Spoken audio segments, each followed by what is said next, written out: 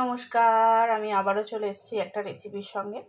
আজ করব মালপোয়া। সামনেই জন্মাষ্টমী, তাই আজ নিয়ে চলে এসেছি মালপোয়া। আমি সব কিছুই কাপ মেপে করব যাতে আপনাদের সুবিধা হয়, আর কাপ মেপে করলে নিজেদেরও সুবিধা, হিসাবটা বোঝা যায়। তো এখানে আমি এই কাপের 1 কাপ ময়দা দিয়ে দিয়েছি। এই কাপের 1 কাপ আমি হাফ কাপ সুজি দিয়ে দেবো। এই যে হাফ কাপ সুজি দিয়ে দেবো। এর মধ্যে দিয়ে দেবো কুড়িয়ে রাখা নারকেল হাফ কাপ,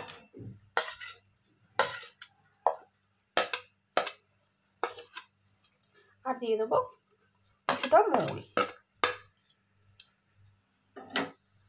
আর দেব এই কাপ মেপেই হাফ কাপ গুড়।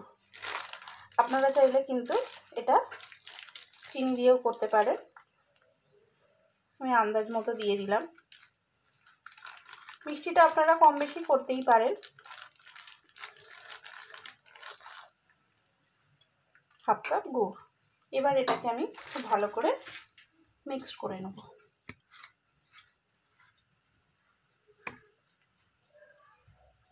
তো চলুন এটা একটু মিক্স করে নিয়ে আর আসছি। আর দিয়ে দেবো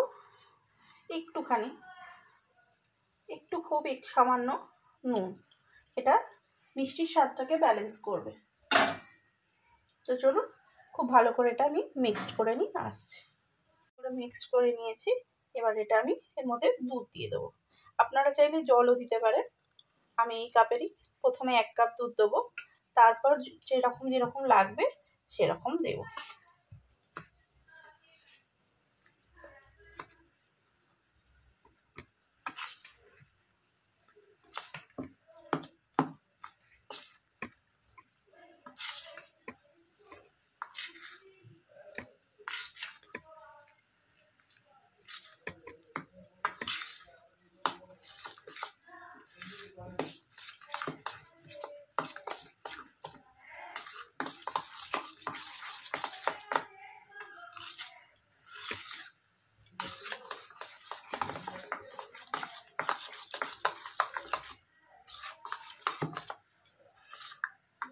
চলুন খুব ভালো করে মিক্স করে নিয়েছি। এটা এবার আধ ঘন্টার জন্য রেস্টে রেখে দেবো।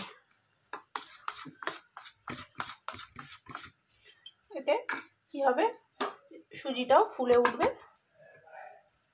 আর রেস্ট হয়ে যাবে। তো চলুন আধ ঘন্টা পর দেখা হচ্ছে। আধা ঘন্টা হয়ে গিয়েছে। এবার দেখুন সুজিটাও ফুলে উঠেছে। এবার করবো কি, আর একটু দুধ লাগবে। হাফ কাপ আমি দুধ নিয়েছি, কিন্তু পুরোটা দেব না, আস্তে আস্তে দেব আর মেশাবো।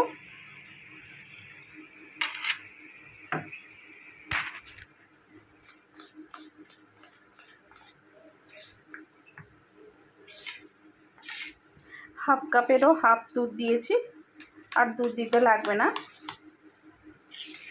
তো চলুন এটা খুব ভালো করে আবারও মিক্স করে নিই। তেল দিয়ে দিয়েছি, রিফাইন্ড অয়েল অবশ্যই, রাইস ব্র্যান্ড অয়েল আমি দিয়ে দিয়েছি। এবার এটা গরম হয়ে যাক, আসছি। ব্যাটারটা আমি খুব ভালো করে মিক্স করে নিয়েছি। এই যে থিকনেসটা এরকম হবে। তো চলুন, তেলটাও গরম হয়ে গিয়েছে। এবার আমি গ্যাসটা আস্তে করে দেবো। ছোট ছোট অল্প অল্প করে দেবো ব্যাটারটা।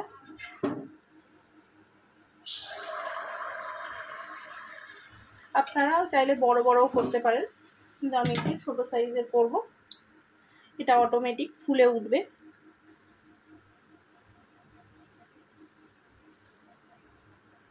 কত সুন্দর ফুলে উঠেছে নিজে থেকেই। তো চলুন লাল করে ভেজে নিই। একদিক হয়ে গিয়েছে, এবার উল্টে দেব। দেখতেই পাচ্ছেন কি সুন্দর রসগোল্লার মতো ফুলে উঠেছে। এবার এই পিঠটাও ভেজে নিই, ভেজে নিয়ে আর আসছি। এই যে এই পিঠটাও খুব সুন্দর ভাজা হয়ে গিয়েছে। এবার তুলে নিই। চলুন তুলে নিয়ে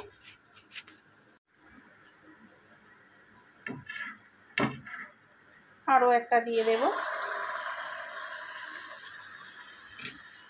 তো চলবে এইভাবেই সবগুলো পিঠে ভেজে নিয়ে আর আসছি। এই যে মিডিয়াম আছে সব মালপোয়াগুলো আমি ভেজে নিয়েছি। এই মালপোয়াটা খেতেও খুব সুন্দর হয় আর কোনো রস করার ঝামেলাও থাকে না। তো চলুন একটাও ভেজে তুলে নিই। তৈরি হয়ে গিয়েছে আমার মালপোয়া। জন্মাষ্টমীর সামনেই, তো রেসিপিটা ট্রাই করে দেখতেই পারেন। তো চলুন আজকের মতো টাটা, দেখা হবে অন্য কোনো দিন। আর রেসিপিটা যদি ভালো লেগে থাকে অবশ্যই লাইক শেয়ার করে দেবেন। আর কি রেসিপি সম্পর্কে কিছু জানার থাকলে অবশ্যই কমেন্ট করবেন।